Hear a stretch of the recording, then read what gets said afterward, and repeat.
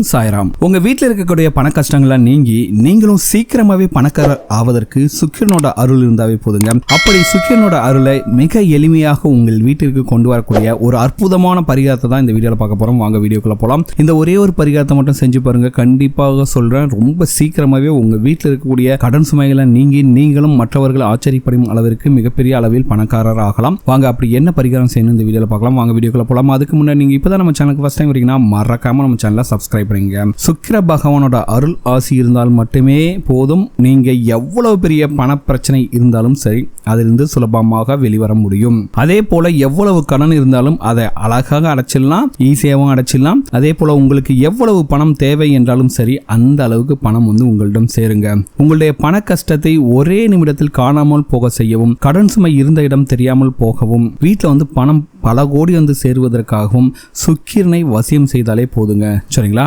அப்படி சுக்கிரனை வசியம் செய்வது எப்படி அப்படிங்கிற விஷயத்தை தான் இந்த வீடியோல பார்க்க போறோம். இந்த ஒரே ஒரு பரிகாரத்தை மட்டும் செஞ்சு பாருங்க. சுக்கிர பகவான் நிரந்தரமாக உங்கள் பூஜை அறையிலே தங்கி உங்களுக்கு வேண்டிய அளவு செல்வங்களை வாரி வழங்குவார். கண்டிப்பாக இந்த பரிகாரத்தை செஞ்சு பாருங்க, நல்ல பலன் கிடைக்குங்க. நம்ம எல்லாருக்குமே நல்லா தெரிஞ்ச ஒரு விஷயம் பாத்தீங்கன்னா, சுக்கிர பகவானுக்கு ரொம்பவே பிடித்தமான உலோகம், அவருக்கு உரிய உலோகம் பார்த்தீங்கன்னா வெள்ளிங்க.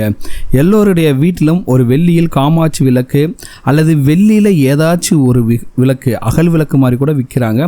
அந்த விளக்கு வீட்டில் பூஜையில் இருந்தாலே போதும், ரொம்ப ரொம்ப ரொம்ப விசேஷமாக இருக்கும். சரிங்களா? உங்கள் வீட்டில் வெள்ளியில் காமாட்சி விளக்கு இல்லைன்னா நீங்கள் ஒரு சின்ன அகல் விளக்குங்க, இதெல்லாம் பார்த்தீங்கன்னா 500லேருந்து 1000 ரூபாய்க்குள்ளேயே உங்களுக்கு கிடைக்கும். இந்த மாதிரி ஒரு சின்ன அகல் விளக்கு வெள்ளியில் வாங்கி கொள்ளுங்கள், தவறே கிடையாது. சரிங்களா? இப்போ சுக்கிர பகவானை வசியம் செய்வது அந்த வெள்ளியில் எப்படி விளக்கேற்றுவது அப்படின்னு தான் பார்க்க போறோம். இப்போ உங்க வீட்டில் இருக்கக்கூடிய அந்த வெள்ளி விளக்கில், அது வெள்ளி காமாட்சியம்மன் விளக்காக இருந்தாலும் சரி, இல்லை அகல் விளக்காக இருந்தாலும் சரி, அதுல கொஞ்சமாக நெய் ஊற்றி அந்த நெய்யில் பார்த்தீங்கன்னா பஞ்சுத்திரி போட்டு ஒரே ஒரு சிட்டிகை ஜவ்வாதுங்க, அதுக்கடுத்து ஒரே ஒரு ஏலக்காய், இந்த ரெண்டையும் போட்டு நீங்கள் விளக்கேற்றி அந்த சுக்கிர பகவானை மனமுருகி நீங்கள் உங்கள் வீட்டுக்கு அமர்ந்து அவங்க உங்களுடைய கஷ்டங்கள் எல்லாம் நீங்களும் பணம் பல வழியிலிருந்து சேரணும் அப்படின்ட்டு நீங்க அந்த சுக்கிர பகவானை மனதார நினைத்து அழைத்தாலே போதும். அந்த சுக்கிர பகவான் அந்த தீபச்சுடரின் வழியாக உங்கள் வீட்டு பூஜை அறையில் அமர்ந்துடுவாருங்க.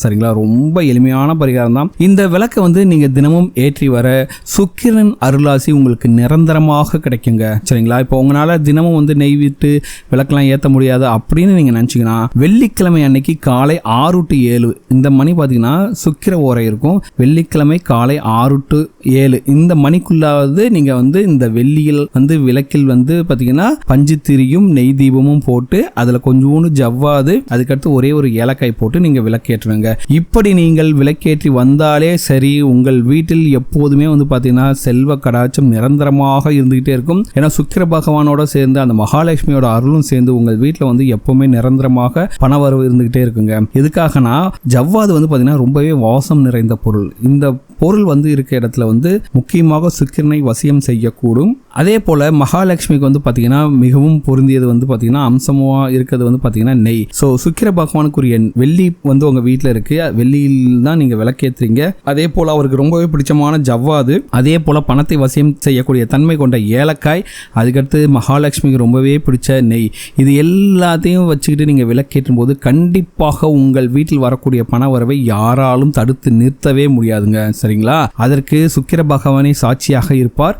இப்படி ஏற்றப்பட்ட விளக்கு முன்பாக வீட்டில் இருக்க பெண்கள் பிரார்த்தனை வைத்து எவ்வளவு பணம் வேணும் அப்படின்னு கேட்டாலும் சரி, இல்ல வீட்டில் கடன் சுமை தீரணும் அப்படின்னு நினைச்சாலும் சரி, எல்லாமே சரியாகுங்க. சரிங்களா?